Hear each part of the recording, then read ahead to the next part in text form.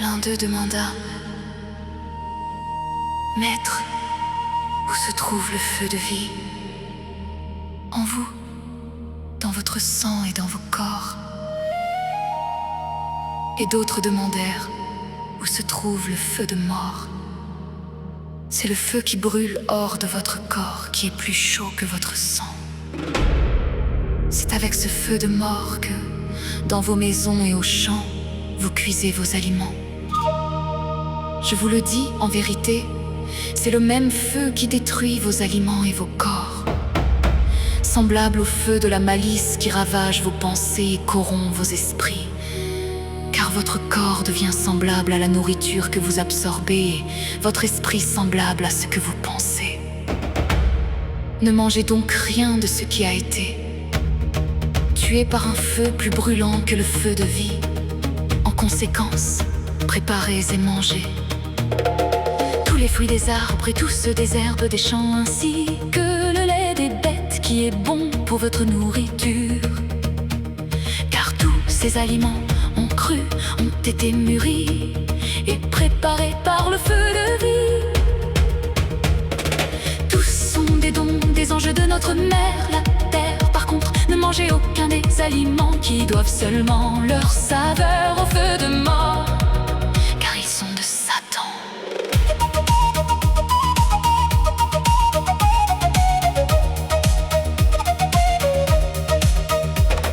Et quelques-uns au comble de l'étonnement demandèrent: Maître, comment sans feu devons-nous cuire notre pain quotidien?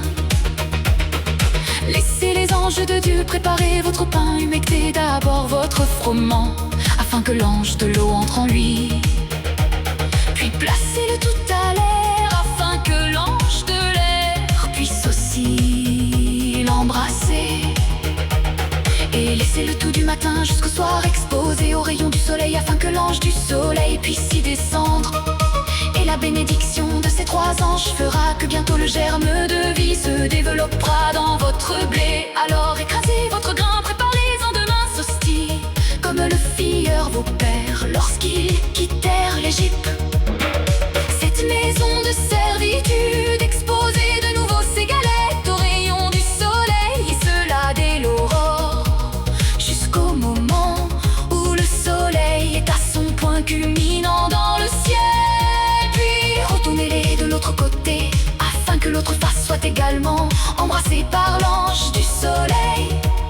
Et laissez là ces galettes jusqu'au coucher du soleil. Évangile de la paix de Jésus-Christ. Car ce sont les anges de l'eau, de l'air et du soleil qui ont nourri et fait mûrir le blé dans les champs. Et ils doivent de la même manière également présider à la fabrication de votre pain. Et le même soleil qui, grâce au feu de vie, a fait grandir et mûrir le grain de blé, doit cuire votre pain par le même feu. Car le feu du soleil donne la vie au blé, au pain et à votre corps, tandis que le feu de mort tue le blé, le pain et le corps. Or, les anges de vie du Dieu vivant ne servent que les hommes vivants, car Dieu est le Dieu de la vie et non le Dieu de la mort.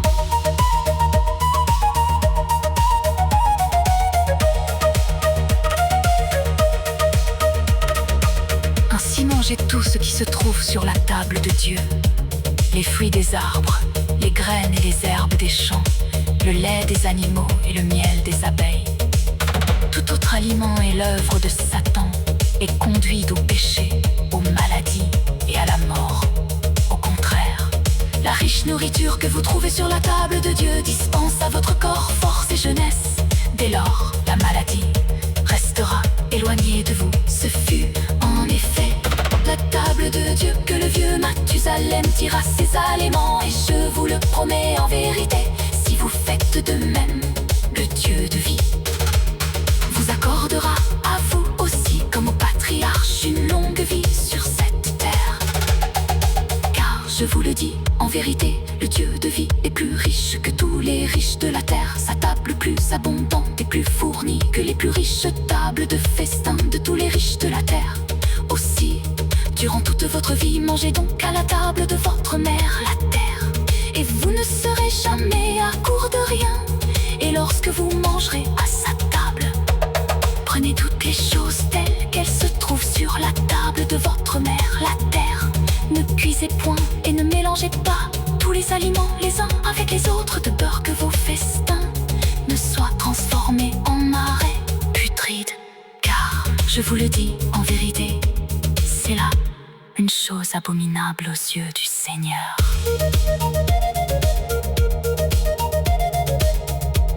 Aussi ne soyez pas semblables aux serviteurs voraces, qui prélèvent toujours de la table de son maître les rations des autres, dévorant tout, mélangeant tout dans sa gloutonnerie. Car lorsqu'il s'apercevra de cela, le maître plein de colère contre lui le chassera de sa table. Et lorsque tous auront terminé leur repas, il mélangera tous les restes qui se trouvent sur la table et appellera le serviteur glouton, lui disant: prends et mange tout cela avec les cochons, car ta place est avec eux et non à ma table. En conséquence, prenez grand soin du temple de vos corps et ne le souillez pas avec toutes sortes d'abominations. Déclarez-vous satisfait avec 2 ou 3 sortes d'aliments que vous trouvez toujours sur la table de notre mère.